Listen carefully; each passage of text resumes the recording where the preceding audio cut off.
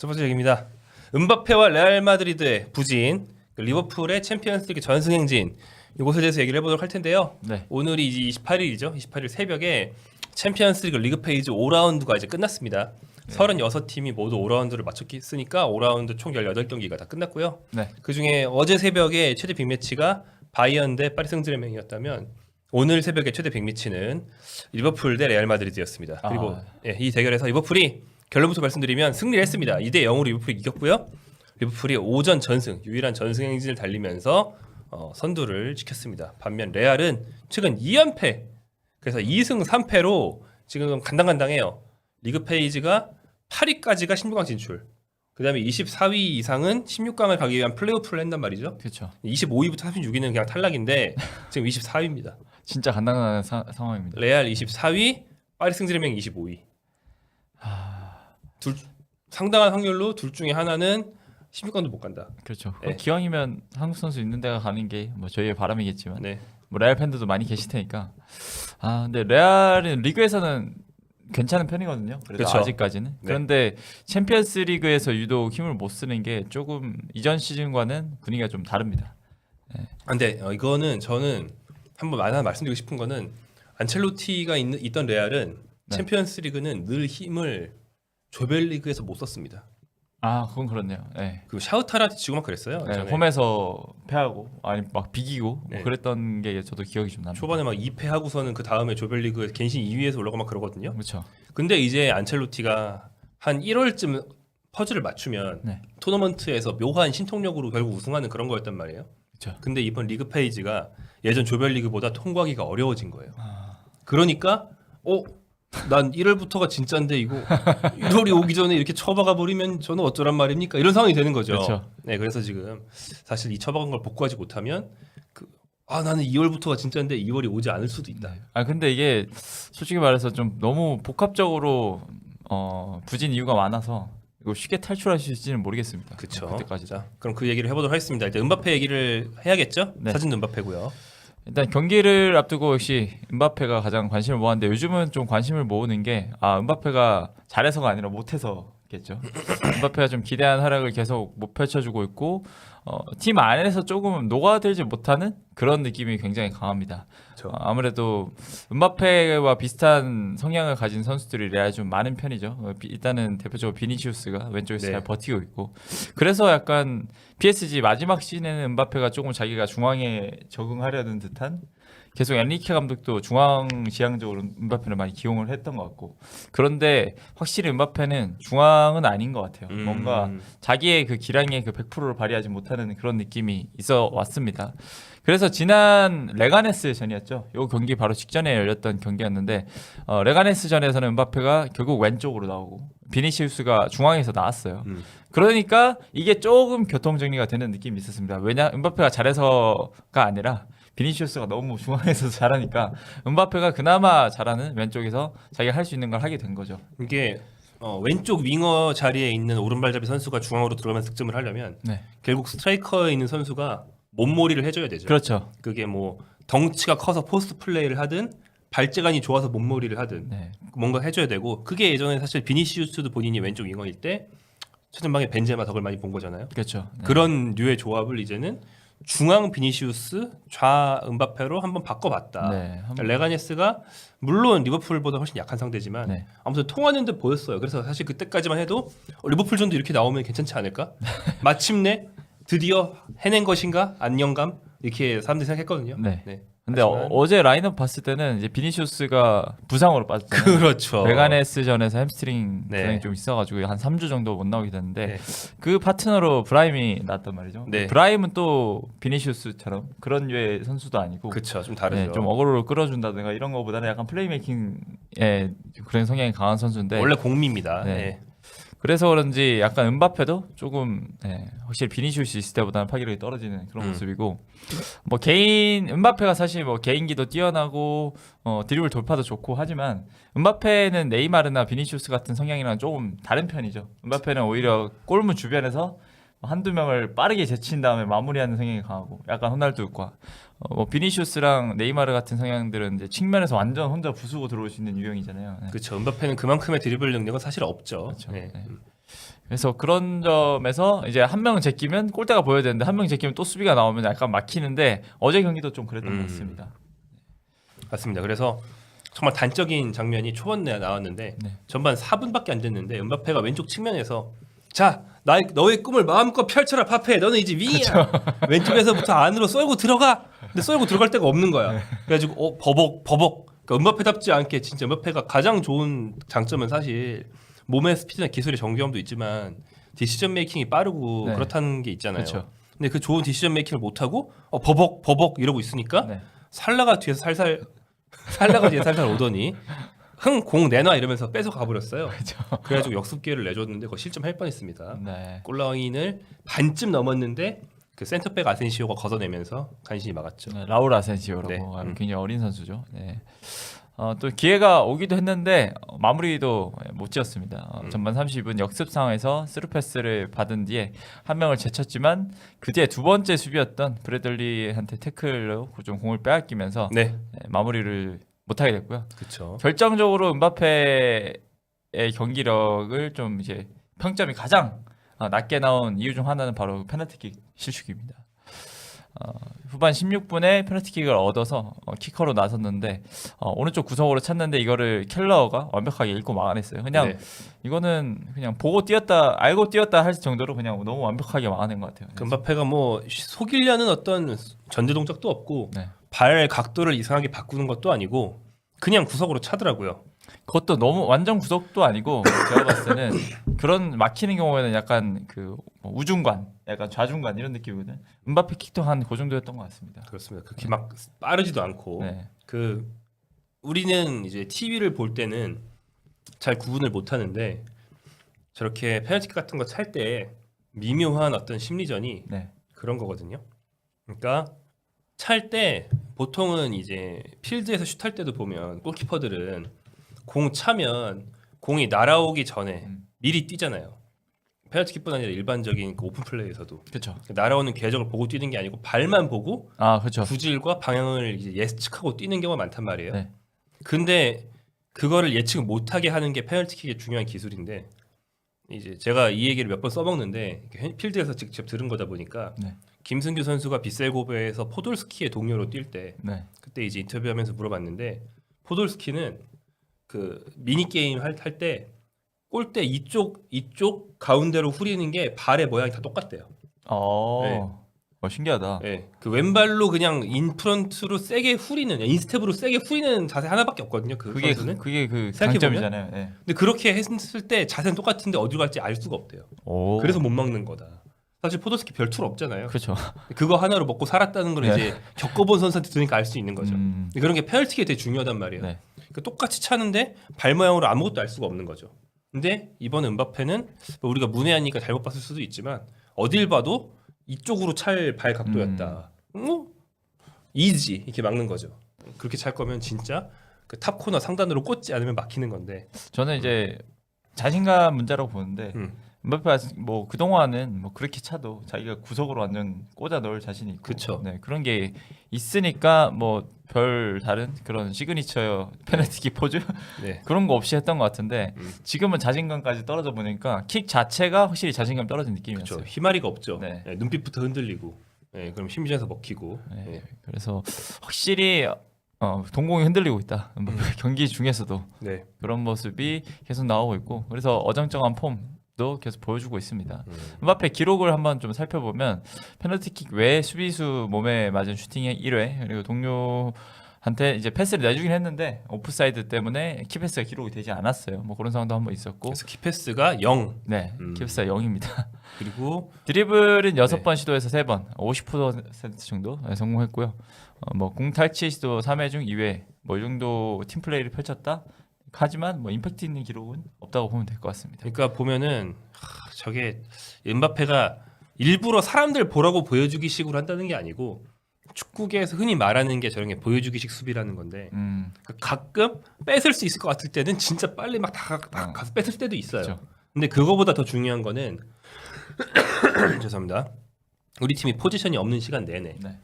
우리 팀이 이제 점유율이 50%라 치면 상대방이 공격하는 시간이 경기의 절반이니까 대충 45분 동안 내내 계속 위치 잡으면서 네. 계속 이제 대형 유지해주고 상대방한테 불편한 곳에 있어주고 이게 사실은 되게 좋은 수비 가담인 건데 네. 은바페는 이걸 안 하고요. 근데 원래 안 하는 선수기도 하고 네, 그렇죠. 안첼로티 감독은 원래 자신의 역습 유닛한테는 그걸 요구를 안 합니다. 너는 수비 이제 면제 시킬 네. 테니까 저 위에 올라가서 역습 대비는 하고 있어. 공 오면 무조건 뛰어. 이렇게 하면서 에너지 아껴주는 게 원래 안첼로티 성향이기도 하거든요. 이게 맞물리면서 수비를 아예 뭐 안 하는 수준. 네. 이렇게 되니까 그럼 은바페는 한 게 뭐냐 이거죠. 그렇게 해주는 거는 한도 봤을 때 마무리하라고 그렇게 해주는 거거든요. 네. 사실 그거를 이제 비니시우스나 호드그리구가 마무리를 해주니까 그동안 챔스 우승을 레알이 해온 거고 그렇죠. 엠바페가 마무리를 못하면 이 선수는 사실 극단적으로 말하면 그날 가치가 없는 선수가 되는 네. 것이다. 안첼로티 축구가 그렇습니다. 그러니까 은바페한테 레알이 기대했던 부분은 이런 상황에서도 약간 슈퍼스타의 기질을 발휘해 주는 거. 호날두가 그랬잖아요. 뭐 호날두 주변에 도와주는 선수가 없더라도 확실히 슈퍼스타라면 경기를 바꿀 만한 그런 한 방이 있는 건데. 전성기에는 뭐 40m 슛을 꽂아 넣던지 그렇죠. 예, 뭐라도 한단 말이죠. 네. 근데 은바페는 지금 비니시우스가 없어져 버리니까 자기한테 완전 시선이 쏠린단 말이죠. 근데 이거를 벗어날 만한 아직 그런 플레이는 퍼포먼스나 그런 플레이는 보여주지 못했습니다. 레알에서는. 그동안은 공존이 문제인가 해가지고 없으면 잘하나 했는데 없으니까 오히려 더 못해. 그렇죠. 이런 좀 아이러니한 상황이 돼버렸어요. 지금 이제 동료들이 많이 도와줘야 될 것 같습니다. 네. 그렇습니다. 사실은 득점 수치 자체는 컵 대회 리그 포함 9골 2도움. 근데 사실 리그에서는 페널티킥도 음. 뭐 주고 했기 때문에 필드에서의 골을 좀 봐야 되겠죠. 네. 그런 경우. 아니, 나쁜 수치는 아니에요. 근데 그거 네. 다 따져도 근데 사실은 기대감이 엄청 크고 은바페는 이제 세 경기 잘해도 한 경기 못하면 설령 골을 넣었다 해도 동료들과 조화를 이루지 못한 경기면 네. 욕을 먹을 수 없는 게 이제 또 슈퍼스타의 숙명이에요. 그렇죠. 예, 관심을 많이 받는 게 은바페는 그런 걸 거부한 선수도 아니고요. 네. 즐겨온 선수죠. 뭐 이미 커리어는 뭐 완벽하죠. 거의 뭐 월드컵 우승도 있고. 예. 아직까지 창창하고 이제 어떻게 보면 전성기 나이에 이제 접어들어야 되는데 네. 아자르는 사실 아자르 얘기를 하시는데 아자르는 그래도 30대 이후에 좀 꺾이게 되는 거잖아요. 그러니까 레알에 28인가 9에 그렇죠. 와가지고 부상 때문에 야 이제 좀 할까 싶었는데 이제 30쯤 되니까 꺾인 거고 네. 은바페는 훨씬 일찍 다른 오겠죠. 케이스입니다. 좀 네. 아직 20대 중반이고 더 잘해야 이제 뭔가 더 잘한다면 확실히 그 신계 우리가 신계라고 부르는 그곳까지 좀 도달할 수 있는 선수인데 지금 레알 와서 일단 이번 시즌 초반은 확실히 좋지 않은 모습이 이어지고 있습니다. 그러기 위해서는 이제 퍼포먼스뿐 아니고 결국에는 본인의 가장 큰 수건인 챔스 우승이죠. 그렇죠. 월드컵 우승은 했고 챔스 우승만 있으면 되는데 네. 그거 못하면 뭐 사실 이렇게 이미 위대하다는 말을 해도 될 정도로 커리어가 좋은 선수고 기량이 좋은 선수지만 조롱밖에 남지 않는 거죠. 그렇죠. 너 그래서 큰 귀 있음?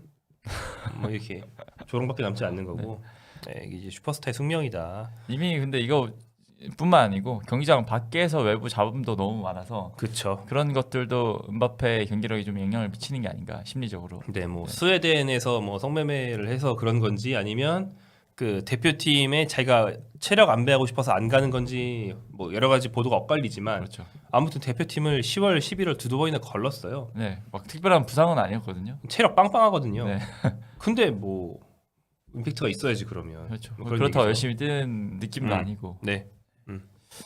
은바페가 좀 뭐랄까 반전에 좀 계기를 마련을 해야 되는데 사실 레알은 이것저것 많이 시도를 하고 있거든요. 진짜. 네. 안첼로티 감독도 초반부터 은바페 역할을 계속 조금씩 바꾸면서 교통정리하고 있고 네. 아까 말씀드렸던 레가네스전도 어떻게 보면 그런 거겠죠. 그렇죠. 그렇죠. 네. 레알은 그 은바페 이번에 프랑스 대표팀 안 보내면서 그 왼쪽 연습을 계속 시켰대요. 그 동료들과 합을 맞추려고. 네. 네, 근데 잘하는 왼쪽에서도 비니시 없으니까 이렇게 잘 안 되는 거는 좀 심각한 문제일 것 같습니다. 그렇군요. 알겠습니다. 근데 사실 다양한 포지션에 구멍이 많긴 해요, 레알이.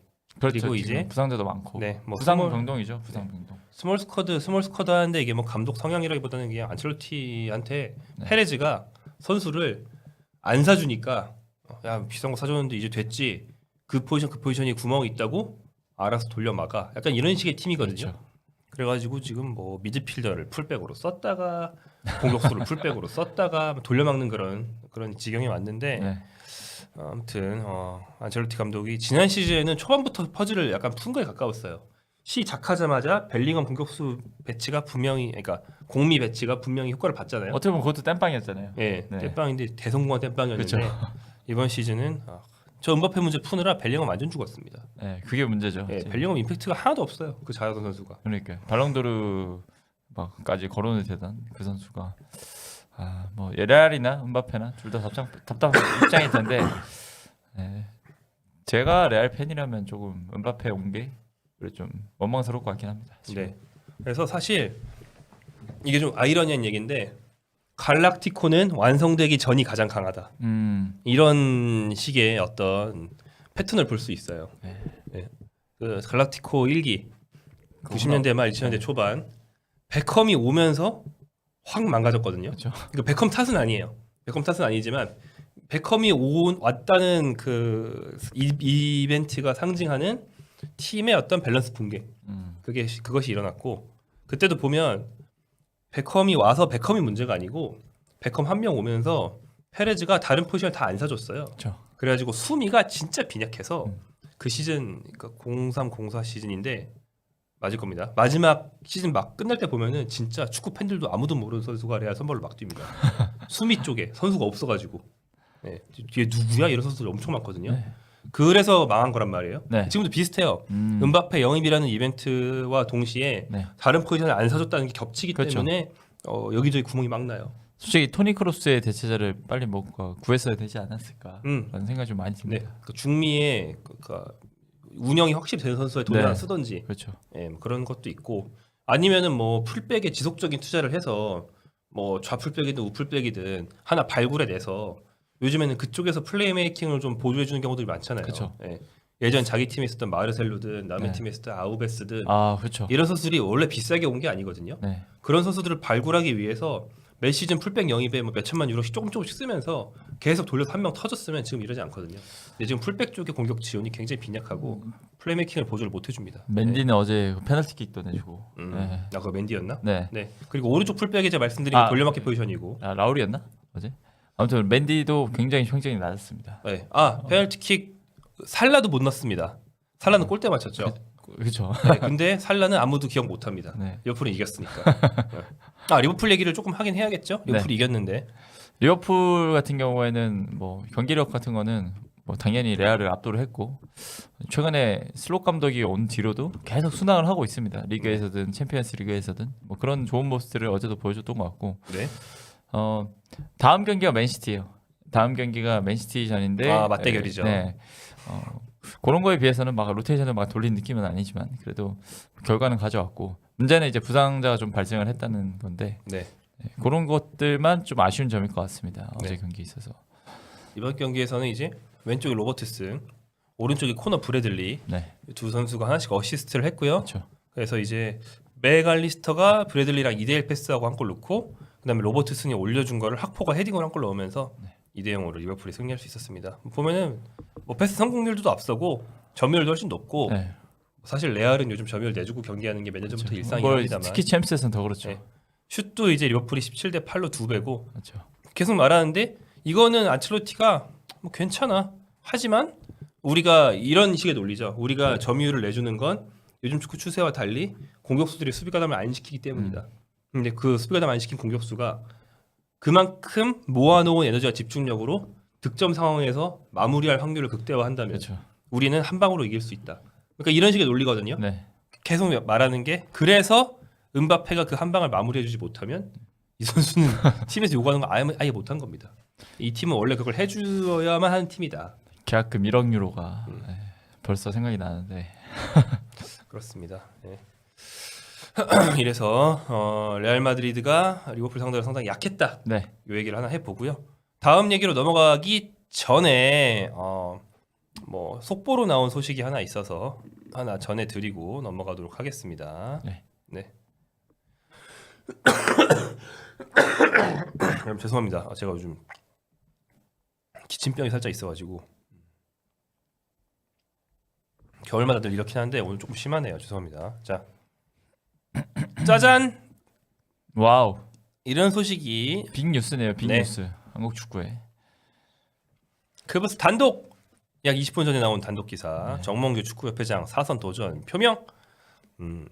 최근에 허정무 이사장이 그 축구회장 출마를 선언을 한다고 취재하셨죠? 네, 네. 제가 갔다 왔었는데 그거를 보고 이렇게 좀 표명을 직접 하신 건가라는 생각이 들긴 합니다. 근데 오늘 그런 날짜예요. 그 뭐야? 입후보 날짜인가요? 그 스포츠 공정위원회 연임 심사를 위한 신청을 해야 되기 때문에 네. 이 정몽규 회장까지 거쳐야 돼서 네. 지금쯤 이제 그걸 들어가고 그게 돼야 이제 사선할 수 있는 거라서 그 전에 단독이 나올 거라면 지금 마지막 타이밍이었습니다. 예. 오늘이나 내일 중으로 스포츠 공정위원회 연임 심사를 위한 신청에 들어갈 예정이라고 말했다. 이게 이제 이 매체가 KBS가 취재한 멘트거든요. 그러니까 요거 전에 하루 전에 취재를 한 거죠. 네, 그렇죠. 근데 뭐 정몽규 회장이 사선에 도전할 거라는 이야기나 그런 분위기는 계속 있어 왔기 때문에 막 크게 놀라지는 않지만 결국 하는구나. 약간 이런 생각을 들게 만드는 기사인 것 같습니다. 네, 뭐 최근에 축구인들 만나면서 좀 단도리를 하고 다닌다. 네. 네, 뭐 이런 얘기들도 있었고요. 역시 선거인단 중에서 상당수를 이제 확보를 해놓고 있을 수밖에 없거든요. 그렇죠. 그렇기 때문에 뭐 허정무 이사장은 캠프도 안 꾸렸다고 하니까 이제 꾸릴 텐데 과연 대항마가 될 수 있을지는 잘 모르겠습니다. 지켜봐야 되겠죠. 그리고 이게 또 후보가 난립하면 네. 그거 되거든요. 분산되죠. 네, 표가 분산되거든요. 네. 야권표가 분산됩니다. 근데 그쵸. 지금 허정무 이사장 이후에도 한두 분이 더 나올 생각이 있다고 좀 알려져 있는데 그분들이 몇 분이냐에 따라서 또 정몽규 회장의 연임 가능성이 또 달라질 수 있겠고요. 그렇죠. 그분들이 정몽규 회장의 표를 갉아먹을 사람이냐, 야권 표를 나눠 먹을 사람이냐. 네. 근데 정몽규 회장이 표를 갉아먹으려면 약간 재벌급으로 나와야 약간 비슷한 느낌으로 갈리지 않을까요? 예, 뭐 현대가인데 네. 현대가에서 둘이 나온다는 건 사실 불가능한 얘기 그쵸. 가깝고 누가 나올 거면 진작에 나왔죠. 그러니까 사실상 없다는 얘기죠. 그나마 이제 협회표, 협회표. 예, 협회표, 각 시도 협회장이라든지 뭐 이런 사람들이랑 좀 관계가 좋다든지 뭐 협회에서 오래 있었다든지 이런 경우에는 좀 갉아먹을 수 있는데 뭐 지금 상황에서 시나리오를 세워 보면 최선의 시나리오는 그러니까 제가 그분이 당선된 거에 대해서 개인적인 입장을 밝히는 게 아니고 네. 역전 시나리오 중에서 최선이라고 할 수 있는 거는 뭐 그 노무현 대통령 당선됐을 때처럼 네. 당시에 정몽준 쪽 정몽 씨가 나오네요. 정몽준 대선 후보가 이제 단일화를 누구랑 하느냐 가지고 엄청 오래 끌었거든요. 네. 그러면서 이제 누가 이득을 받느냐 이런 식으로 이제 나중에 누구랑 한 명 있다가 없어질 경우에 네. 그걸 누가 흡수하냐가 중요하단 말이죠. 네. 예, 왜 이걸 보시죠? 불안하신가 싶어서요. 아니요, 저 계속 이러고 있습니다. 그래요? 예. 그래서 네. 그런 게 어떻게 역학으로 작용하느냐 이런 게 이제 앞으로 지켜보면서 우리가 좀 파악할 수 있는 그쵸. 그런 포인트가 될 것 같습니다. 요즘은 네. 진짜 선거판이 전략인 것 같아요. 네, 그럼요. 전략이 네. 중요한 것 같습니다. 자, 챔스 얘기로 돌아오고요. 챔스 얘기가 남았습니다. 왜냐하면 한국 선수가 오늘 활약을 했다. 그렇죠. 네, 어제의 어제 김민재만 있는 게 아니다. 황인범 선수도 잘 했어요 어제. 네, 김민재, 황인범, 이강인 등이 나왔는데 오늘은 이제 민수, 김민수 선수는 지로나에서 나오진 않았고요. 네. 대신에 설영호 선수가 나왔는데 설영호 선수가 생각보다 굉장히 잘했습니다. 사실 소속팀 즈베지다가 연패 중이었기 때문에 즈베지다 및 설영호의 챔스 소식을 기대하지 않는 분들이 꽤 많았거든요. 네. 잘했어요. 네. 이제 설영호도 독일 팀, 그러니까 분데스리가 슈투트가르트를 상대로 도움을 좀 기록을 하면서 챔피언스리그 2경기 연속 도움을 기록하게 됐고 즈베지다는 챔피언스리그에서 올 시즌 첫 승을 거뒀습니다. 일단 어제 세르비아 베오그라드 라이코 미티치 경기장 즈베지다의 홍구장에서 경기가 열렸고요. 즈베지다가 무려 슈투트가르트를 5대1로 대파를 했습니다. 저도 이 5대1. 스코어 보고 깜짝 놀랐어요. 네. 즈베지다가 5대1? 보통은 네, 다섯 이런 골로 느낌이죠. 발리는 게 익숙한 팀인데. 그렇죠. 계속 전패 중이었기 때문에 이런 5대1 대승이 좀 더 놀라운 소식일 것 같고 이번 승리를 거두면서 1승 4패 승점 3점이 됐습니다. 네. 슈투트가르트도 사실 챔피언스리그에서는 좀 좋은 성적을 거두지 못하고 있었죠. 이 팀 자체는 지난 시즌에 굉장히 좋았지만 주축 선수들이 많이 빠져나가기도 했고 뭐 기라시가 돌문으로 갔다든지. 네. 네. 이제 그런 상태에서 유벤투스를 상대로 깜짝 승리를 하면서 1승 1무 정도 기록하고 하고 있었는데 즈베즈다 당연히 이길 거라 생각했던 즈베즈다 상대로는 충격패를 당했습니다. 네. 지금 일단 순위로 봤을 때는 즈베즈다가 31위이거든요. 24위, 그러니까 챔피언스리그 16강, 24강이라 해야 되나요? 네. 24강. 24강에 나갈 수 일단 있는 들어야죠. 네. 네. 들려면 순위 끌어올려야 되는데 24위 아까 말씀드렸던 레알 마드리드와 승점이 6점 차. 예. 승점 6점이니까 3점 차밖에 나지 않습니다. 그렇죠, 그렇죠. 그러니까 딱 한 경기 차이로 만약 레알이 한 번 더 지고 찌베즈다가 한 번 더 이기면 동률이 돼버리는 거죠. 물론 그 사이에 팀들이 많아서 그렇게 단순하게 볼 수는 없고 네. 찌베지다가 한 경기만 잡는 게 아니고 2, 3연승 해야 되긴 하지만 음. 지금 3경기 남았거든요. 여기서 뭐 2승 이상 네. 하면은 모르긴 합니다. 산술적으로 들어갈 수 있다. 물론 그 확률은 매우 낮긴 해요. 하지만 뭐 산술적으로 있긴 있다. 네. 예. 그래서 일단 경기 내용을 좀 살펴보면 전반 5분에 데미로비치한테 선제의 실점을 내주면서 오늘도 좀 어렵겠구나 네. 싶었는데 이때만 해도 이제 텄다 생각했겠죠. 그렇죠. 네. 근데 전반 12분에 실라스 슈투트가르트에서 오래 뛰었던 실라스가 동점골을 넣었습니다. 네. 실라스 카톤파 은분파 선수. 네. 이름이 진짜 그 아프리카 선수 같은 구 그런 실라스 이름이네요. 와망기투카였는데 와망기투카도 특이했는데 와망기투카가 그 뭐죠? 취업하는 와중에서 네, 내가 나이를 이제 강제로 해야 됐던 가짜 이름이다. 그렇죠. 이래가지고 자기 이름을 찾은 거죠. 네. 네. 그래서 선제골 넣고 전반 31분에 역전골이 나왔는데 설령우의 도움에서 나왔습니다. 설령우가 왼쪽 측면에서 한 명을 제치고 왼발 크로스가 좀 낮게 갔어요. 근데 이게 오히려 수비를 좀 교란한 게 됐고 아무런 공을 걷어지지 못한 상황에 크루네치가 문전에서 마무리를 했습니다. 찌베즈다는 후반전에 이바니치의 골과 그리고 라도니치의 두 골로 세기를 박았습니다. 네. 슈투가르트가 뭐 퇴장이 있었던 것도 아니거든요. 그렇죠. 슈투가르트가 또 슛은 더 많이 했어요. 13대 11로. 네. 근데 이제 어떤 결정적인 플레이에서 츠르베나가 즈베즈다가 홈이니만큼 네. 좀 앞섰고 거기에 중심에 있는 선수 중에 한 명이 설령우였다. 설령우 선수는 여기서는 막 왼쪽 센터백을 맡고 왼쪽 풀백을 맡고 네. 왼쪽으로 기용되는 경우가 굉장히 많은 것 같습니다. 뭐 여러 포지션 다 소화하고 있지만 네. 일단 뭐 저도 설령우 선수 왼쪽은 은근 괜찮다고 생각은 하거든요. 근데 뭐 대표팀에서도 좀 그래 왔던 것 같고 저는 아시안컵을 거기서 설령우 왼쪽 기용이 좀 성공하는 걸 그래도 봤기 때문에 네네. 네, 괜찮다고 생각을 하는데 소속팀에서도 계속 일단은 왼쪽으로 좀 더 자주 나오는 느낌입니다. 그 속팀에서는 왼쪽으로 좀 왔다 갔다 하는데 네. 리그에서는 오른쪽으로 많이 나오기도 하거든요. 음. 근데 최소한 챔스는 네. 왼쪽으로 나옵니다. 왜냐하면 라이트 백에 이 미모비치 선수, 네. 미모비치 선수가 조금 수비적이라고 할 수 있어요. 좀 센터백 성향. 그래서 미모비치를 오른쪽에 놓고 사실상 3백 느낌으로 쓰는 건가요, 그럼? 그렇다기보다는 좀 아스날 느낌. 네. 센터백 성향. 그러니까 이선 미모비치 막 장신 아니에요. 네. 근데 센터백 성향이 있어서 약간 좀 아스날이 팀버나 뭐 베나이트 쓰듯이 오른쪽에 놓고 왼쪽에 설령우 놓는 이런 식의 조합을 좀 하려고 하는 것 같고 네. 한동안 미모비치가 부상이라서 설령우가 오른쪽으로 갔다가 이제 다시 왼쪽으로 온 약간 이런 상황이라고 보시면 뭐 비슷할 것 같아요. 네.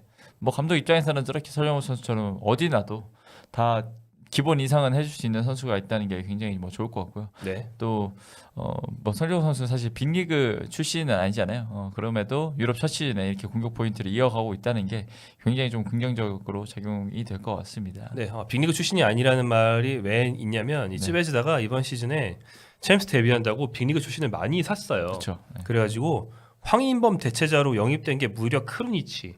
크루니치는 이번에 설령우의 어시스트를 받아서 득점한 이 선수는 그렇죠. AC 밀란에서 뛰었었습니다. 그렇죠. 그리고 아까 얘기한 것처럼 실라스 선수는 슈투트가르트에 꽤 오래 있었던. 그리고 실레스 같은 경우는 한창 잘할 때는 빅클럽 이직수도 좀 네. 나가기도 했었죠. 네, 슈투트가르트 친정팀이라서 넣고 세레머니도 안 했어요. 네. 그리고 여기 밑에 이달 두 골 넣은 라도니치도 세리에 어디서 오래 뛰었었고 네. 빅리그에서 뛰었던 치자 들어가는 선수들을 네. 많이 데리고 왔어요. 은디아의 저 선수도 어디서 뛰지 않았나요? 은디아가 은디아가 많아서 네, 근데 하도 너무 많아가지고 그 은디아가 아니지. 이 은디아에는 제가 알기로는 네. 아닙니다. 아니네요. 이 선수 네. 아니에요. 아무튼 그런데 그렇다 보니까 이번에 드디어 한번 먹힌 거죠.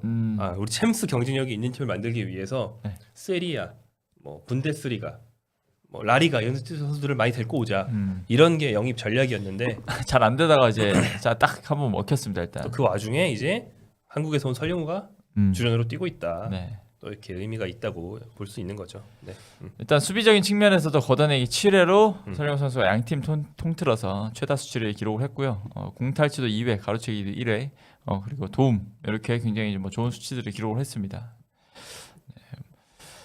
뭐 설령우 선수 지난 4라운드 때 바르셀로나 상대로 2대5 대패하는 경기에서도 뭐 첫 도움을 기록을 했었고요. 네. 그래서 연속 어시스트를 기록을 한 게 또 챔피언스 리그잖아요. 네. 리그가 아니고 그런 점들이 조금 더 유럽 스카우터들, 클럽 스카우터들의 좀 눈조명을 좀 찍지 않았을까 싶습니다. 네.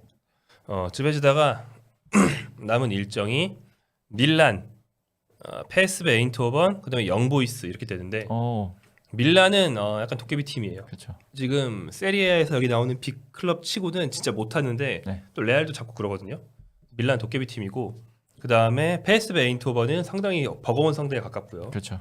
그 다음에 영보이스는 좀 해볼만하다. 그래서 뭐 듣기로는 8팀 대진 나왔을 때부터 홈에서 하는 슈투트가르트전. 슈투트가르트는 물론 빅리그 팀이지만 그래도 우리가 홈이니까 그렇죠. 이거랑 또 영보이스 원정 이 이 두 개는 잡자. 그리고 나머지 6경기에서 뭐라도 하면 혹시나 모른다. 이렇게 아예 계획을 짰다고 알고 있거든요. 그래서 남은 3경기에서 근데 앞선 경기에서 한 1무나 1승 정도만 땄어도 그러니까. 좀 덜 아쉬웠을 것 같은데 결국에는 남은 3경기에서 영보이스는 계획대로 무조건 잡아야 되고 그렇죠. 밀란 에인트호번 상대로 2무 정도. 최소 승점 2점, 네, 높으면 3점 이 정도는 따야 가능성이 조금 생깁니다. 그렇죠. 안 그러면 아예 안 생긴다고 볼 수 있겠죠. 사실 쉽진 않은 상황이고 네. 그냥 팀이 뭐 16강에 가든 못 가든 설영우 선수는 공격 포인트 8경기 동안 뭐 잘 쌓고 눈도장 좀 그렇죠. 찍으면 뭐 리그에서만 잘하면 황인범 선수처럼 뭐 다른 리그도 갈 수도 있는 거고. 네. 황인범 선수는 진짜 지금 페이노르트에서 거의 챔피언스리그 레벨의 선수처럼 이제 보이긴 합니다. 확실히 찌베즈다에서도 굉장히 뭐 잘했었고 그것보다 지금 한 단계 더 스텝업한 느낌입니다. 네. 그래서 뭐 이렇게 처음에 찌베즈다 갈 때 이제는 변방리그로 가는구나 뭐 이런 얘기까지 있었잖아요. 근데 그게 아니고 이제 더 성장할 수 있는 팀이기도 하다. 그렇게 보시면 될 것 같습니다. 네. 그 세르비아가 그 영어 알파벳, 로마자 알파벳을 쓰는 게 아니고 저기서 쓰는 다른 꼬부랑 글씨를 쓰거든요. 세르비아어에 쓰이는 그 알파벳 세르비아? 예, 네. 따로 있단 말이에요. 베오그라드 뭐 이런 거요? 아무튼 글씨가 따로 있죠. 영어에서 쓰는 그 알파벳이 세르비아. 아니에요. 예, 그렇다 보니까 일단 읽을 수가 없어. 그래가지고 번역도 잘 안 될 것 같은데. 예, 처음 간 사람한테 이렇게 쉬운 도시는 아닌데 네. 도시 분위기 자체는 뭐 그렇게 위험하지도 않고 뭐 사람들 좀 친절하고 괜찮은데 생활이 막 편하진 않아요. 또 설영우 선수는 홍명보 감독이 촌놈이라고 늘 불렀을 정도로 그렇죠. 생긴 거는 서울 사람처럼 생겼지만 실제로는 촌놈이 맞거든요. 외국에 나가서 뛰어본 적이 없고 언양 쪽인가요? 네, 언양이죠. 근데 이번에 이제 해외 진출 처음 하면서 네. 딱 한두 달 정도 좀 힘들었고 그 굉장히 파워 2란 말이에요. 저 선수가. 파워 2. 예, 완전 2란 말이에요. 네. 그 뒤로는 이제 친화력이 좋다 보니까 잘 적응을 했대요. 음. 근데 그 한두 달 정도 황인범이 있다가 갔잖아요. 그렇죠. 그래서 진짜 도움을 많이 받았다. 네. 역시 한국 선수가 먼저 가서 닦아놓은 길을 가면 역시 주위에 오는 선수는 굉장히 편한 것 같습니다. 쉽게 말해서 초반에는 이제 훈련 끝나면 밥 어디서 먹을지부터가 고민이란 말이에요. 그쵸, 생활 면에서 인범이 형네 집으로 가는 거죠. 형수님 저 또 드세요. 이렇게 거의 뭐 맛집도 다 알아놨을 거고 심리적인 안정감이 큰 게 굉장히 좋습니다. 거의 뭐 아빠죠. 네. 네. 양민호 선수도 최근에 그런 얘기 했었죠. 손흥민 선수가 뒤에서 많이 도와주고 있다고. 그래서 양민호 선수 그런 도움을 좀 더 원했기 때문에 토트넘을 또 선택한 것도 있으니까 가면 뭐 본격적으로 네. 더 도와주겠지. 네. 굉장히 큰 도움이 될 것 같습니다. 한국 선수가 미리 이렇게 좀 닦아놓은 곳으로 이제는 세르비아 그리고 찌베즈다도 어떻게 보면 좀 뚫렸다고 볼 수 있겠죠. 약간 그렇죠. 네. 설영호 선수 저 아까 그동안 설영호 선수 기사 잘 안 쓰다가 네. 오늘 이거 하기 위해서 취재를 좀 해봤는데 네. 적응을 잘 하고 있냐 이런 사소하고 시시콜콜한 걸 좀 물어봤어요. 네. 그랬더니 잘하고 있다. 음. 예를 들어서 설영우랑 한국 선수들이 흔히 그런데 설영우 선수랑 이제 같이 지내면서 이제 체력 훈련도 같이 해주는 이런 트레이너가 와서 지내다가 또 한국 돌아갔다가 이렇게 한단 말이에요. 그렇죠. 그렇게 둘이 식당에 가서 밥 먹고 있으면 네. 베오그라드라는 도시에 동양인이 거의 없대요. 거의 뭐 설영우, 고용준 말고는 없는 수준이라고 해야 되나? 그래서 근데 설영우가 훨씬 잘하고 좀 유명한 상태고 고용준 선수 좀 고전하고 있어서 네. 그냥 무조건 길 가다가 사람들이 세울? 글쎄요. 그러니까 한국 사람들 지나가면 세울 이렇게 할 정도로 그러니까 너 설영우 때문에 완전 친구냐? 특히 경기장 근처에서는 세울 친구냐? 야, 얘 세울 친구래. 뭐 이런 식이래요. 그래가지고 한번 식당에서 밥 먹는데 네. 그 세르비아 서포터들이 아주 세울이다 세울 막 몰려 들어가지고 둘러싸서 가지고 책상 치면서 막 채팅하고 콜하고 식당에서 이런 적도 사랑받고 있고. 있군요. 네. 그리고 설영우 선수가 지인들, 한국 지인들이랑 식당에서 네. 밥 먹고 나가려고 하는데 계산이 됐었던 적도 있대요. 와. 예. 이거 뭐야? 이거 뭐예요? 했더니 저 어떤 사람이 저희 세울인 것 같은데 내가 내겠다 이러고 내고 갔다. 외국도 그런 문화들이 있군요. 근데 설용호 입장에서는 자기가 당연히 그분이 뭐 누군지 모르지만 아마도 자기가 더 많이 벌 텐데 슈킹하면 안 되잖아요. 알려달라 그분한테 이거를 드리던지 아니면 그분이 선물한 거면 나도 뭐 유니폼을 주든지 해야 되는데 네. 알려달라는데 못 찾았다 결국. 아. 네. 그래서 뭐 이런 미담들이 굉장히 많군요. 그러니까 사랑을 얼마나 받고 있는지를 음. 자리를 딱 잡았으니까 황인범, 설령우 이렇게 저 네. 도시는 한국인에 대한 인식이 굉장히 좋아지고 있다. 저는 지금 그런 거 궁금해요. 한국에서는 설영호 선수가 굉장히 미남 선수로 통하잖아요.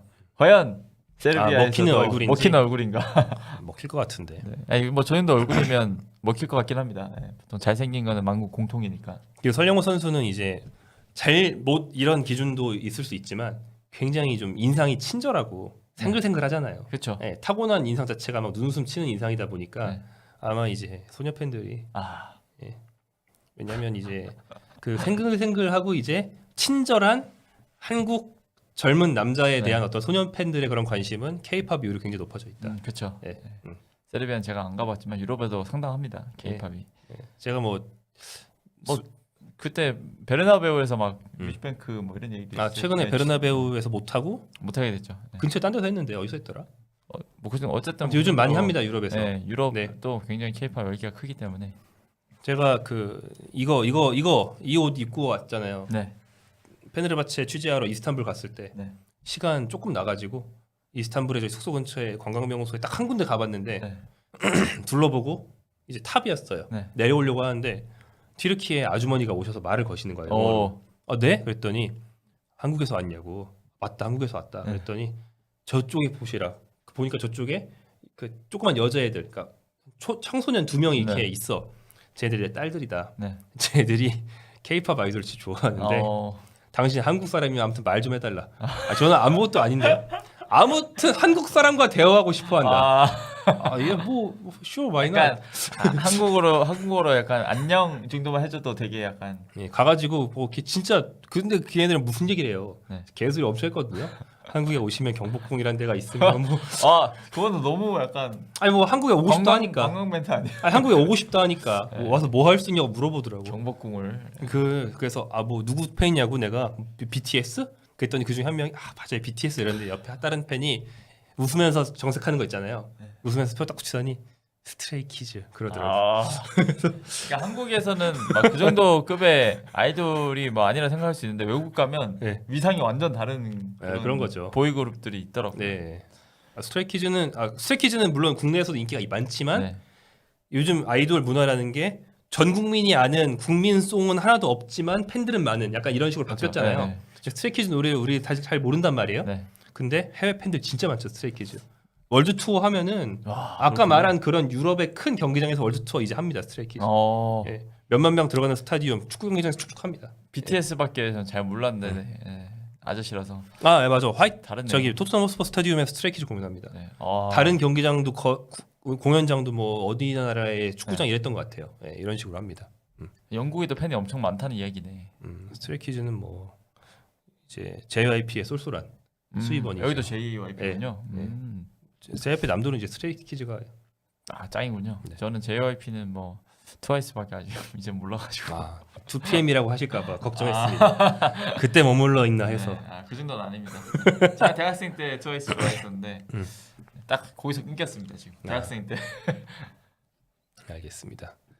자 설영호 선수 얘기였고요. 설영호 선수 그렇게 잘 살고 있다. 네, 이런 다행입니다. 얘기였습니다. 뭐잘 살고 있으니까 저렇게 적응도 잘하고 경기력으로도 나오는 거죠. 또 이번 경기 경기력이 잘 나온 이유 중에 하나가 있다. 또 있나요? 제가 늘 요즘에 한결같이 밀고 있는 게 네. 챔스를 병행하는 유럽 강팀에서 닭주전으로 뛰는 선수 대표팀 왔다 가면은 회랑회랑한다 이거잖아요. 네, 그렇죠. 근데 이번에 김민재 선수가 부상이 있다고 자기 입으로 이번에 얘기도 했는데 네. 부상을 달고도 경기력은 유지했어요. 그죠? 근데 설령호 선수는 요 바로 전 리그 경기가 현지 기상 이변으로 취소가 됐습니다. 대표팀 갔다 와가지고 오히려 좋아 이런 느낌. 일주일 쉬고 이번 챔스 뛴 거거든요. 그래가지고 몸 상태 체력 이슈가 있대요. 있긴 있는데 그래요? 근데 설영호 선수는 워낙 체력이 좋아서 진짜 저는 입 닫고 뛰는 거죠. 김민재나 설령우나 한국 선수들이 그래서 인기가 많은 거예요. 근데 이게 되는 거는 근육이 버텨주기 때문에 되는 거거든요. 그러니까 이렇게 하고 싶어도 근육이 못 버텨서 막 거기에서 막 스트레스 엄청 받는 선수들이 엄청 많은데 서영원 선수를 봤을 때는 뭐 근질이 굉장히 좋은 것 같긴 합니다. 그런 것 같아요. 근데 이제 지금 100%는 아닌 것 같긴 한데 네, 근데 이제 일주일 꿀맛 휴식. 그렇죠. 예, 그리고 아직 뛸수 있었다. 아직까지는 어린 선수라서 회복도 빠를 거고. 음. 근데 일주일 쉬었으면 음. 충분히 좋은 경기를 보일 환경을 그래도 되겠던 것 같습니다. 네. 아 여기 채팅창에 무슨 옛날 아이돌 얘기하니까 네.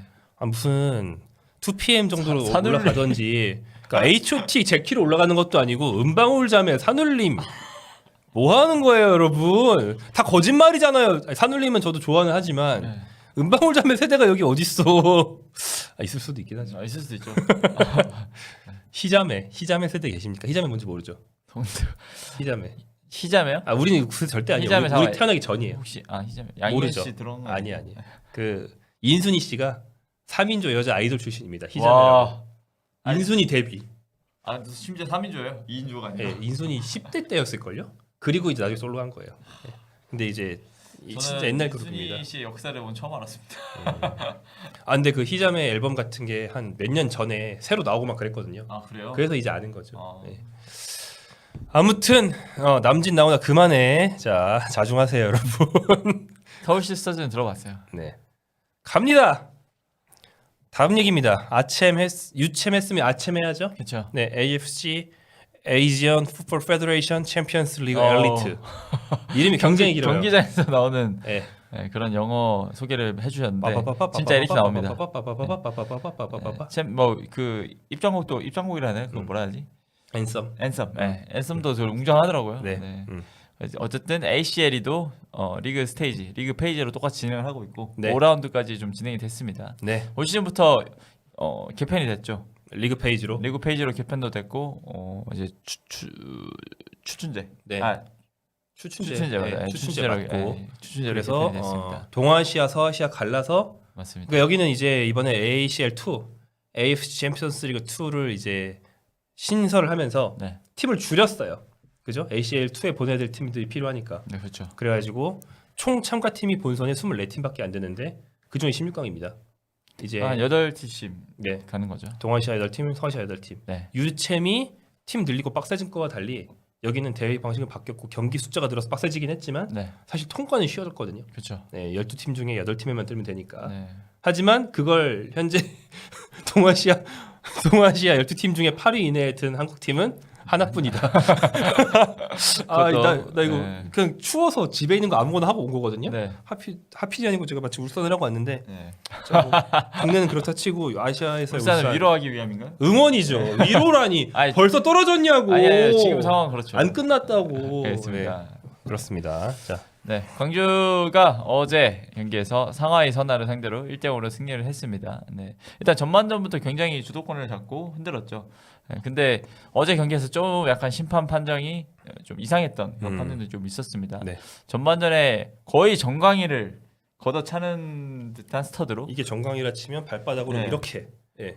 그렇게 꽂혔는데 그거를 VAR을 보고도 옐로우 카드를 유지를 하더라고요. 네, 그거 보고 굉장히 이상하다고 생각을 했고 이정현 감독도 아마 화가 많이 났을 겁니다. 네. 그래도 그런 거를 다 이겨내고 결과를 만들어냈는데요. 역시 해결사는 아산이었습니다. 후반전에 교체 투입된 아산이가 첫 볼터치를 득점으로 좀 연결했습니다. 네, 역시 그게 왼발 이제 킥이 좋더라고요. 경기가 중단돼야 교체 투입이 되는 거잖아요. 그렇죠. 코너킥으로 중단돼서 교체 투입 됐단 말이에요. 네. 그래서 들어가가지고 열심히 뛰어서 코너킥이 이제 곧 진행돼 상대 골문 앞으로 막 달려갔죠. 근데 그때 바로 그 상황에서 허율이 떨군 거를 네. 내 앞으로 공이 오네. 뻥. 뻥. 끝. 그래서 원샷 원킬로. 네. 네. 약간 그런 느낌 있잖아요. 그 투수들이 보통 밖에서 공 던지는 연습하고 있잖아요. 그 불펜 네. 피칭이요. 네. 아산이도 약간 그런 느낌이었나? 네. 뭐 거의 처음 차는 그런 슈팅이었는데 잘 찼다고? 네, 영점도 제대로 돼서 잘 찼습니다. 네, 정말 좋은 슈팅이었습니다. 그 이후에 허율이 추가골을 넣었죠. 네. 허율이 이제 큰 키를 활용해서 맞나요? 네, 공을 그거 아니네. 아니죠. 네. 이날 1대0 1대0. 1대0이군요. 네네네. 네. 헷갈렸습니다. 네. 네. 허율은 허율의 슈팅이 빗나갔다. 네, 그 슈팅이 헤딩 슈팅이. 빗나갔고 골치가 하나 있었는데 그 허율 아닌가? 아무튼 골치단이 있었어요 광주. 네. 예, 광주 이날 판정 억가가 좀 많았습니다. 예, 그 허율이 골망을 가르고 억울해하는 장면을 보셔가지고 헷갈리실 수 있어. 예, 그 취소됐던 것 억울해했어요. 같아요. 한번. 네. 예. 아무튼 그랬습니다. 그래서 아산이는 득점이 이제 ACL 2에서 7골. 그렇죠. 예, 현재까지 5경기 7골로 뭐, 득점 선두를 달리고 있습니다. 네, 추가로 뭐 정보를 말씀드리면 호날두가 지금 어제 멀티골 넣으면서 4골. 4골. 네, 지금 3위로 고장 4골. 추격이라 해야 되나? 네. 네. 아산이가 지금 워낙 골을 잘 넣고 있어서 이대로 간다면 진짜 득점왕도 노려볼 수 있지 않을까 싶긴 합니다. 네. 광주는 일단은 내부 예산 문제로 인해서 굉장히 좀 어려운 상황이잖아요. 그럼에도 승리를 하면서 승리 수당도 벌고 16강에 가면 또 더 벌 수 있으니까 그런 상황 그래도 이재용 감독이 끝까지 좀 잘 만들어주고 있는 것 같고요. 이재용 감독이 이날 경기 끝나고 기자회견에서 얘기했어요. 이렇게 하고 있으니까 제발 도와주십시오라고. 네, 예. 호소를 했죠. 약간. 예. 네, 그런 얘기를 하고 뭐 좀 마음에 안 드는 선수에 대해서도 뭐 이렇게 강하게 좀 질타도 하기도 하고 네. 그런 인터뷰를 또 강하게 남겼습니다. 임팩트로. 네. 네. 그게 정재용이죠? 그렇죠. 정재용? 정치용?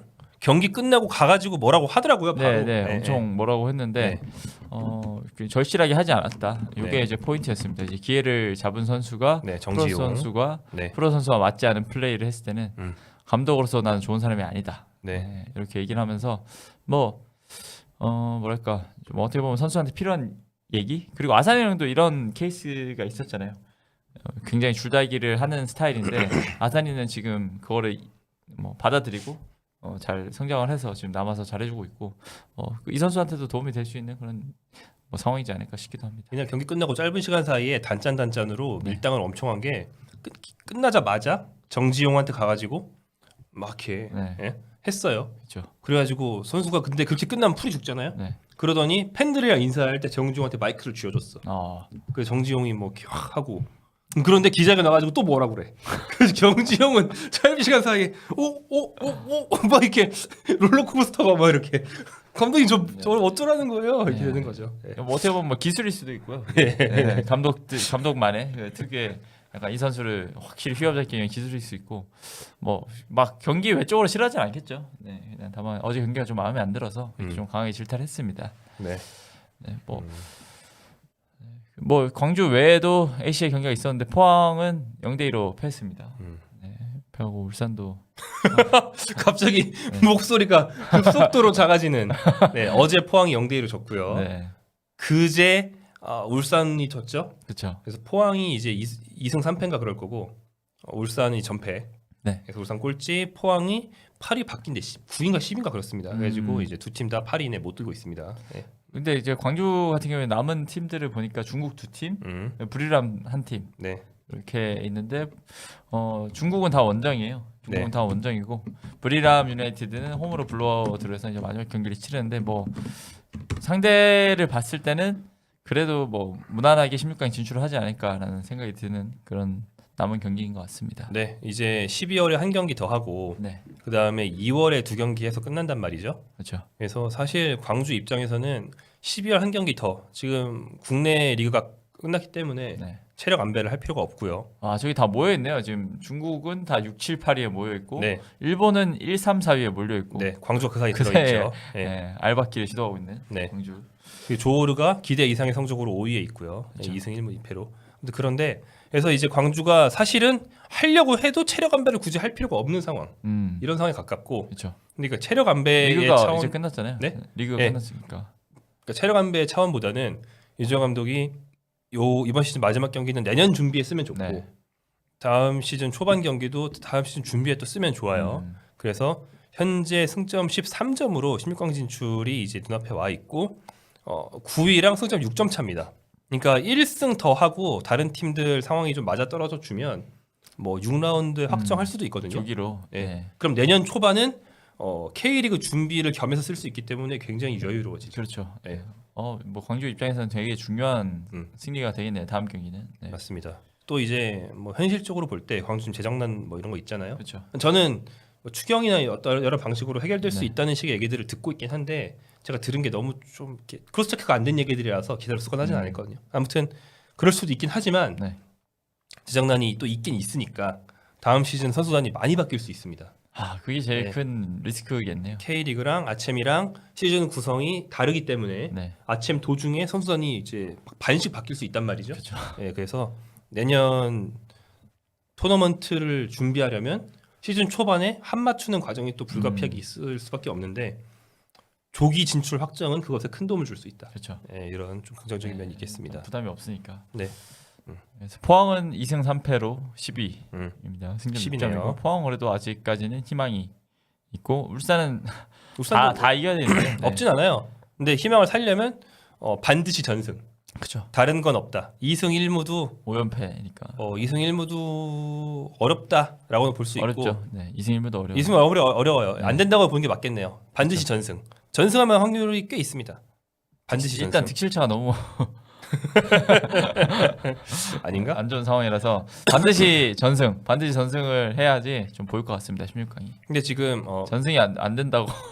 그건 그렇죠. 지금 5연패인데 전승 쉽진 않죠. 남은 경기들이 일본 팀인가요? 울산 같은 경우는 울산은 자 매치데이 6에 상하이 선화 원정이고요. 원정. 내년에 부리람 원정. 원정. 빡센데. 울산이 오히려 또 동남아가 일본 예. 중국 원정보다 부리람 원정이 더 빡세. 그렇죠. 그리고 선수들이 이렇게 헷갈려가지고 여기 조호르예요? 그게 더 무서워. 그게 더 무서워. 트라우마. 도쿄나 고베 원정 가는 것보다 그게 더 그러니까요. 무섭단 말이에요. 그래가지고 비행기 오래 탔는데 여기 조호르예요. 이게 더 무서워. 그 다음에 네, 조호르 울렁증 있습니다. 최종전이 여기 왜 안 보여? 울산 최종전 산둥 타이장과 홈 경기. 이래가지고 쉬운 일정이 없다. 예. 진짜 쉬운 일정이었군요. 물론 여기다 중국 두 팀, 불이랑 한 팀. 아침은 원래 쉬운 일정은 아예 없어요. 예. 이 팀들끼리 붙는데 쉬운 일정이 어디 있어? 팀이 죽었는데. 진짜 전패를 하면 안 되죠. 전패는 진짜 굴욕이고. 근데 3연승 하면 가능성은 전 있다고 말은 할 수 있습니다. 왜냐면 뭐 8위 한 팀만 승점 7점인 게 아니고 5위부터가 승점 7점이에요. 5, 6, 7, 8, 9, 10, 11 중 아니다. 그만 얘기해야겠다. 근데 너무 아니 전승하면 희망 이거를 쓰고 희망이를 그렇게 돌리시면 전승하면 오해합니다. 아니 뭐 해도 돼? 아니 뭐 K리그에서 우승하라고 응원하는 게 약간 아니잖아. 지금 풀리는 것 같아요 지금. 아침에 머리까지 그 미러를 아시죠? 그 영국의 그 강목에 못 박아가지고 네. 영국의 스킨헤드들이 이게 축구 머플로 딱 들고 와가지고 네. 네, 그런 느낌이 좀 드는데. 그러면 희망이 조금 더 있는 포항을 볼까요? 네. 자, 포항은 12월 3일에 빗셀고베와 홈 경기를 갔습니다. 빗셀고베 지금 1위예요. 그렇죠. 전승일걸요? 잘하고 있죠. 4승 1무입니다. 빗셀고베의 홈 경기 쉽지 않고요. 그 다음에 내년으로 넘어가서 매치데이 6의 가와사키와 홈 경기. 마지막으로 조호르 원정. 근데 동해안 팀들이 조호르 대진은 다 어려워요. 네. 대진 다 어려워. 사실 센트럴 코스트 마리너스와의 홈 경기 빼고는 대진 다 어렵습니다. 저는 쉬운 경기는 없어요, 아침에. 일본 그래서 두 팀이랑 만나네. 대진은 그렇게 중요한 건 아니고 일단 그냥 그 1승을 노린다는 생각으로 가야죠. 네. 1승 더해서 일단 가시권 안에 들어간다. 승점 10점을 쌓는다. 우선 남은 3경기에서 1승 1무 1패 정도만 하면 뭐 충분하고 그렇죠. 네, 뭐 2승 하면은 안정적이라고도 볼 수 있습니다. 네. 포항의 경우 그렇습니다. 네. 그렇습니다. 네. 자, 울산은 이제 김호곤 감독이 나도 왜 이러는지 모르겠다라는 말을 하기에 이르렀거든요. 네. 솔직한 말이긴 하죠. 네. 반등을 해주기 바랍니다. 자, 코리아컵 결승전이 있죠. 포항과 울산. 그렇죠. 네. 그 둘이 저렇게. 하필 또. 근데 우승하면 또 나간다는 거야. 그러네요. 그렇죠. 물론 이 울산은 이미 야 클럽 월드컵도 나가야 되잖아. 정신 좀 차려봐. 그렇죠. 클럽 월드컵. 그렇습니다. 나도 모르겠다. 네. 자, 다음 얘기로 넘어가겠습니다. 자, 토트넘 얘기입니다. 토트넘 얘기가 이제 아까 말씀드렸던 것처럼 네. 간밤에 뭔가 나오면 저희가 점심 먹으면서 토트넘 얘기 하나씩 들으시라고 그렇죠. 보통 넣거든요. 네. 손흥민 선수의 재계약 사과가 약간 필요할 수도 있는데 네. 그 중에서도 이제 급지라시급은 아닌 오히려 이제 공식력이라든가 내부 취재력이 좋은 네. 축구 스포츠 전문 매체 네. 디 애슬레틱에서 네. 토트넘에서 손흥민뿐 아니라 네. 손흥민과 함께 양대 고참 두 말년 병장을 모두 재계약을 하고 싶어한다. 그렇죠. 모두 장기 부사관을 시키고 싶어한다. 그렇죠. 라는 얘기가 네. 나와서 가져왔습니다. 네, 일단 디에르슬레틱에서 A 매치 직전이었나요? 손흥민 선수가 1년 연장을 체결할 것이다라고 네. 좀 기사를 냈고 이번에는 내가 좀 전에 김호곤이라고 그랬냐? 김판곤입니다. 네, 김판곤, 네. 네. 이번에는 손흥민처럼 벤 데이비스도 1년 연장 계약을 체결을 할 것이다라고 좀 보도를 했습니다. 네. 원래 데이비스 같은 경우는 재계약 얘기가 좀 나오고 있었죠. 네. 일단 손흥민 선수보다 한 살이 어립니다. 그렇습니다. 네, 한 살 어리고 좀 백업 자원이기 때문에 이 선수는 그래도 약간 뭐 주급도 많이 안 나오고 한다면 계속 좀 주급 깎아가면서 데리고 있을 수 있다 정도였는데 네.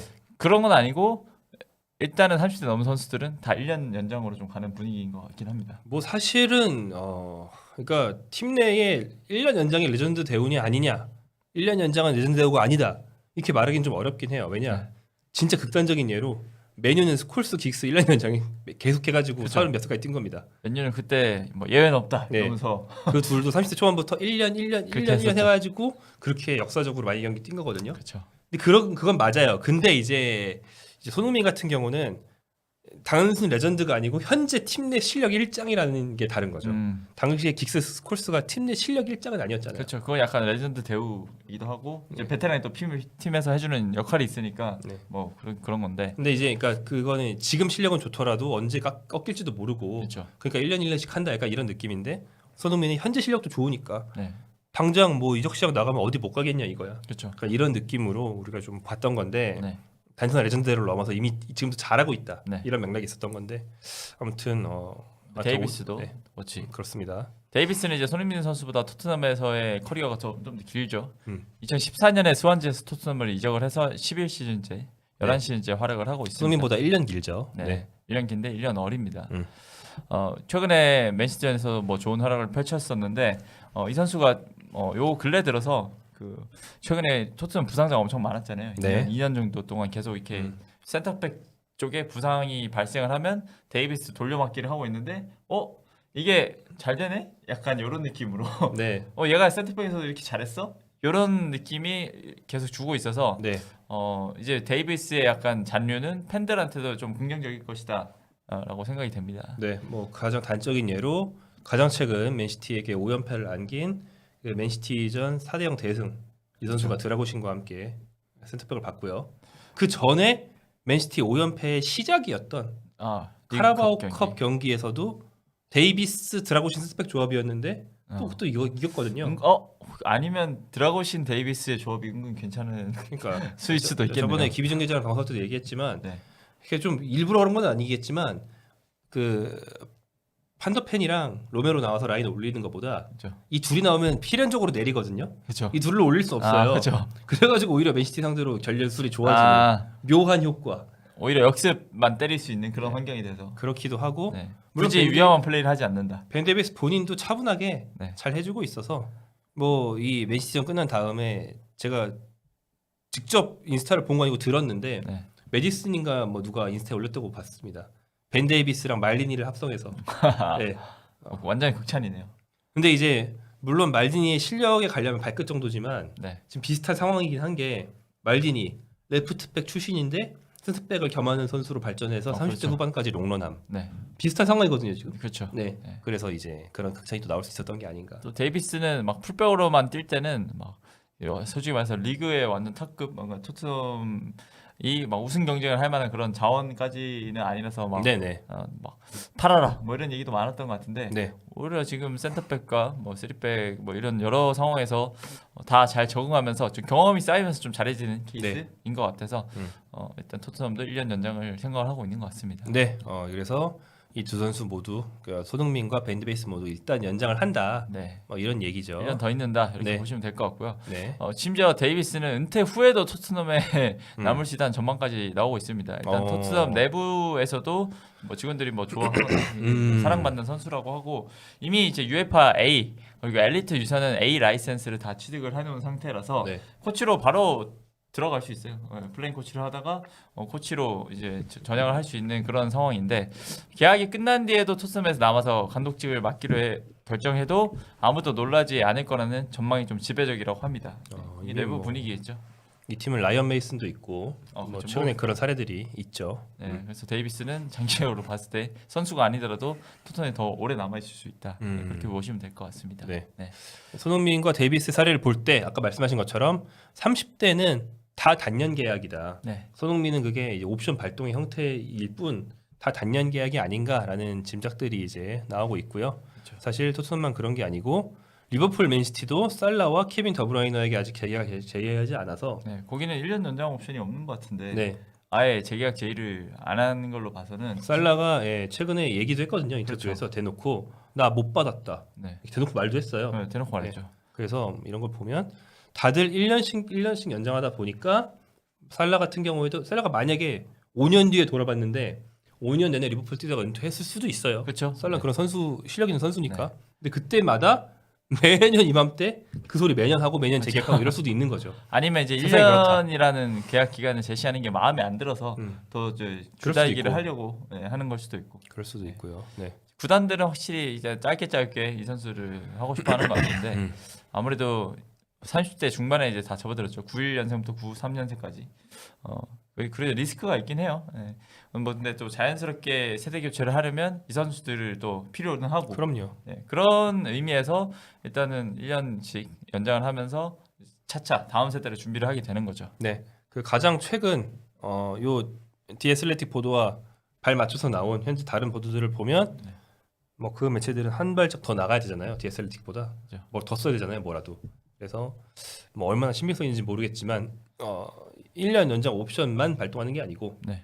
그걸 토대로 토트넘은 분명히 손흥민과 재계약을 하고 싶은 의향이 있다. 이렇게 나와 있는데 네. 그 재계약조차 1년일 수 있다는 거야. 지금 얘기하는 게. 저는 제가 생각에는 1+1일 수도 있겠다는 생각이 들긴 합니다. 계속 어쨌든 옵션. 구단이 옵션을 가지고 있으니까 계속 옵션. 1년 뒤에 또 결정을 할 수 있고 거의 구단 입장에서 2년은 벌 수 있는 거예요. 네. 예. 우리 이 얘기 내후년에 또 하고. 그죠? 예. 계속 옵션. 왜 레전드 대우 안 해주냐? 네, 뭐 또 이러고 옵션. 있고. 네. 옵션에 또 옵션. 이럴 수도 있는. 그렇죠. 뭐 벤 데이비스 경우에도 그럴 수 있죠. 뭐 계속 여전히 잘하네. 뭐 그런 경우에 에반스도 지금까지 뛰고 있잖아요. 네, 아직까지 수비수는 또 좀 더 생명이 긴 것 같아서 데이비스 같은 경우에도 이번에 1년 연장 계약을 체결하지만 이후에도 뭐 추가 연장의 그런 계획이 있을 수 있다 보여집니다. 그렇죠. 늘 얘기하지만 토트넘은 레비 이전에도 묘하게 좀 레전드가 누구냐, 이 팀 레전드 대우 누가 받냐, 그렇죠. 생각나는 선수가 많이 없는 팀 중에 하나고 묘하게 원래 그래요. 레들리 킹 정도? 레들리 킹이 그러니까 그 특이한 게 킹은 한창 전성기였는데 무릎이 아파가지고 일찍 은퇴해서 그렇죠. 안타까운 그런 게 겹쳐지면서 그렇게 된 거고 할 거 다 하고 최근에 요리스 네. 토트넘에서 이루어 온 것과 근속 경련 보면 분명히 레전드입니다. 이 팀에 요리스 지금 뭐 있어요? 네. 다 잊어버렸어요. 그렇죠. 저는 근데 토트넘 선수들이 착한 것 같긴 해요. 지금 뭐 데브라이너도 그렇고 살라도 다 공개적으로 이제 얘기를 하면서 계약 기간 내놔. 네, 약간 시위를 하는 거잖아요. 음. 네, 팬들을 좀 이용을 해서. 여기서 또 근데- 팬들 이용하고 매니 딱 하면서 너 그렇죠. 이러면 나 F를 메뉴 간다. 네. 메뉴는 나한테 억만금을 연봉으로 줄 걸? 이러면서 막 그렇죠. 눈치를 살살 주는 거지. 예. 그런 게 있는 것 같은데 손흥민 선수도 그렇고 뭐 데이비스 뭐 물론 데이비스는 그 정도 선수가 아니니까. 네, 근데 토트넘 선수 굉장히 조용히 그냥 이렇게 하자 하면 그냥 받아들이는 느낌이라서 그런 점이 조금 개인적으로는 아쉽긴 합니다. 구단 문화가 있습니다. 김민재 선수가 뛰면서 제가 확실히 더 느꼈지만 나폴리 같은 경우도 그 재계약 진통이 진짜 많이 나오고 묘하게 재계약하고 뭐 레전드 대우 잘 안 되고 좀 그런 비슷한 면이 있어요. 네. 근데 나폴리는 그렇게 해서 이적해야 될 때 못하고 결국 주저앉은 다음에 나폴리 레전드가 되는 케이스들이 있긴 한데 근데 구단마다 그런 독특한 문화들이 있어요. 네. 그 회장 성향인 것 같아요. 그거는. 레비는 확실히 레비가 만들어 놓은 그런 문화대로 지금까지는 계속 이어가고 있는 것 같습니다. 회장 성향이 분명한 팀들이 그렇습니다. 나폴리 같은 경우에도 데라운티스 회장이 원체 극성이다 보니까 바이에른도 그런 게 있네. 바이에른은 아니죠. 바이에른 계속 바뀌잖아요. 그렇죠. 네, 그 운영진이 그렇네. 바뀌고 네. 그 되게 오랫동안 헤네스였는데 이제야 헤네스가 약간 뒷방으로 물러나면서 좀 바꾸고 있죠. 요즘 헤네스 영역이 없는 건 아니지만 네.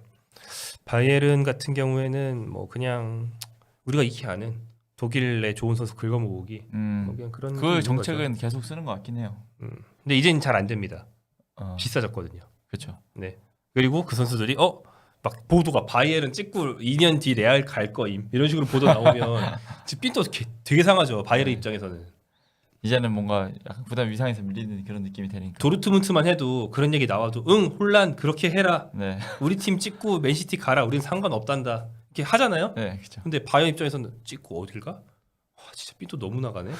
석석 나가네 이렇게 된단 말이죠. 네. 그래도 레바민인데 뭐 음. 레바민이란 거는 해외에서도 뭐 밈으로 잘 쓰지 않은. 뭐 그렇겠죠. 예, 뭐 다른 용어가 있더라도.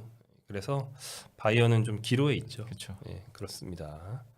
자 이렇게 손흥민 선수와 데이비스 선수 중심으로 얘기를 해봤고요. 네. 자 오늘의 마지막 좀 작은 소식입니다. 바니스텔로이 판니스텔로이 선수. 그렇죠. 선수가 아니죠. 아 감독. 감독. 네. 예. 지도자죠 이제. 네. 판니스텔로이 감독. 네. 벌써 아모림 한 경기 보고 아 판니가 그립다. 다시 불러와라.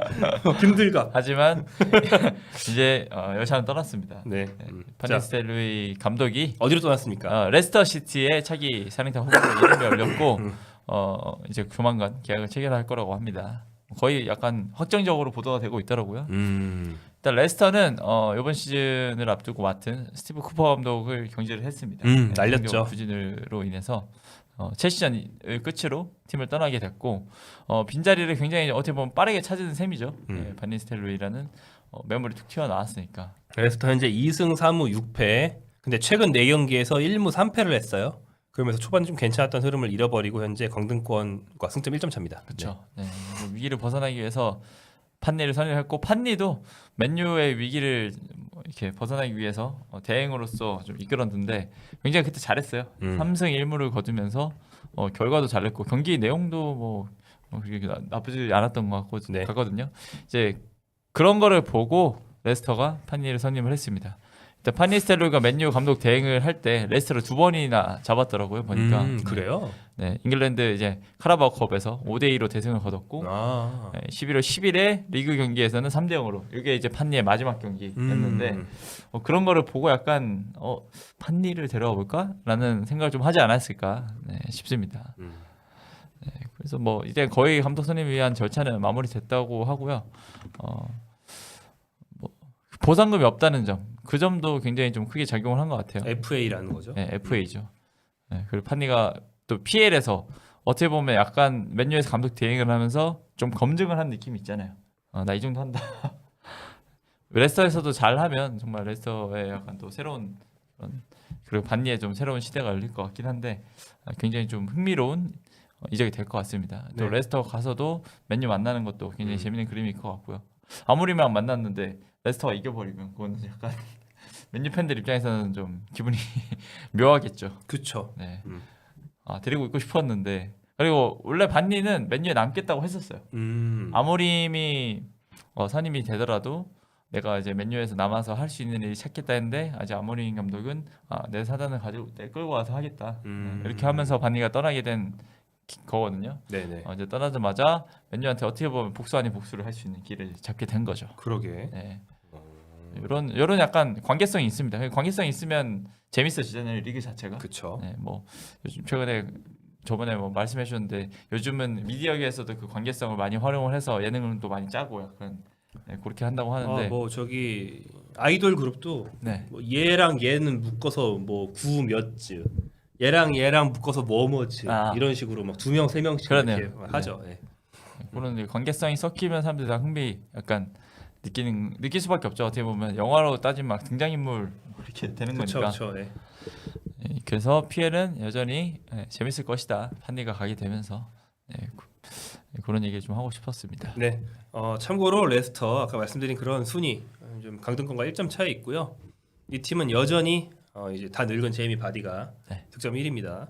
4골 1도움으로 득점 1위에 있고 파쿤도 부오나우떼라는 저 부오나우떼라는 이름이 아르헨티나 유망주 전용 이름. 예전에 저 이름의 FM 유망주 몇 명 있었거든요. 네. 부아나도테 대승한 선수가 없어요. 부아나도테라는 이름은 익숙하긴 하네요. 예, 축구에 많아요. 괜찮은 선수 꽤 있거든요. 그렇죠. 대성한 선수 한 명도 없어요. 근데 이번엔 또 현재 19세인 새로운 부오나우테가 아르헨티나 선수가 3골 2도움으로 이 팀의 공격에서 상당히 중추적인 역할을 해주고 있습니다. 하위권 팀에 저 부오나도테가 좀 있었던 것 같은데. 몰라요. FM은 막 영입한 선수 꼭 있었어요. 막 그 포텐 랜덤 마이너스 9 이런 선수들. 아무튼 공격형 미드필더군요. 네. 그리고 이 팀의 특징 중앙 미들 조합이 윙크스 스킵이다. 토트넘 토트넘에서 출신으로 나가 했던 2명이 지난 승격을 시즌 시켰죠. 그 챔피언십 우승의 주역이 되면서 은디디랑 이 셋이 함께 주전으로 뛰면서 때로는 같이 나올 때도 있습니다. 은디디를 좀 올려서. 예. 그래서 최근에는 좀 재밌는 보도 중 그런 것도 있었어요. 토트넘이 겨울 이적 시장에서 뭐 2천 몇백만 유로인지 3천만 유로인지 윙크스를 살 것. 보낼 때는 그냥 뭐 되게 싸게 보냈는데. 네. 그래가지고 좀 재밌는 뉴스도 있었습니다. 가능성이 없진 않죠. 없진 않죠. 잘하면 뭐. 네, 잘하면 잘하지. 들을 수 있죠. 아무튼 이 팀의 중원은 윙크스 스킵이다. 네. 그렇습니다. 그래도 저 부에나노테라는 선수가 에이스인 것 같고 네. 바디는 지금 4골인가 넣었던 걸로 기억을 하는데 4골 1도움입니다. 뭐 나이에 비해서 잘한다고 해야 될지 아니면 좀 부족하다고 해야 될지 모르겠습니다. 네. 하지만 이 팀은 곧 죽어도 바디다. 그렇죠. 멀쩡할 때는 거의 바디 톱에 박고 경기를 하고 있습니다. 바니스텔로이가 메뉴에서는 네. 저는 그런 게 있다고 생각하거든요. 뭐 엄청난 전술적인 막 혁신 이런 건 아니고 시간도 짧았고요. 네. 네. 그 대신에 원래 솔샤르도 마지막에 좀 안 좋게 기억되고 우리가 손흥민 선수한테 이상한 소리 때문에 안 좋게 기억하는 거지. 메뉴 맞자마자 되게 잘했어요. 8경기 연속 뭐 승리였나 무패였나? 그러니까 뭐 오래 그런 게 했죠. 있었어요. 네. 네. 그래서 퍼거슨을 겪어본 사람이 메뉴를 잡아서 퍼거슨 시절을 되살렸을 때 순간적으로 상승세를 타는 패턴. 저 솔샤르랑 비슷했다고 보거든요. 그러네요. 근데 장기적으로 자기 팀을 진짜 오랫동안 맡았을 때 과연 어떨지 이번에 마침내 바니스텔로이가 보여줄 수 있는 첫 번째 기회가 왔기 때문에 네. 잘하기를 좀 응원해보고 잘하면 재밌잖아요. 재밌죠. 네, 어제는 손흥민 선수랑 또 계속 만나긴 하겠네요. 피치에서. 그렇죠. 그 현역 때 박지성의 어시스트를 받던 메뉴 그쵸. 선수였고 현역 말년에 손흥민의 어떤 트위터. 예, 그러니까 그냥 함부르크 시절에 그냥이었죠. 손흥민이 처음 주목받을 때가 함부르크에서 그 여름 이적 시장 그렇죠. 그 뭐라 그래야지 그걸 프리시즌 날두 네.